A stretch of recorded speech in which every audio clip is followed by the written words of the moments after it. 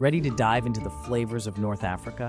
Today we're making Moroccan tagine, a hearty stew that's both flavorful and quick to prepare. Let's start with our ingredients. 2 pounds of chicken thighs, 1 large onion, 3 cloves of garlic, 1 cup of chicken broth, 1 can of chickpeas, 2 carrots, 1 zucchini, 1 cup of dried apricots, 2 tablespoons of olive oil, 1 tablespoon of turmeric, and salt and pepper to taste. First, heat the olive oil in a large pot over medium heat. Add the chopped onion and garlic, sautéing until golden brown. Next, add the chicken thighs, cooking until they are browned on all sides. Stir in the cumin and turmeric, ensuring the chicken is well coated with the spices.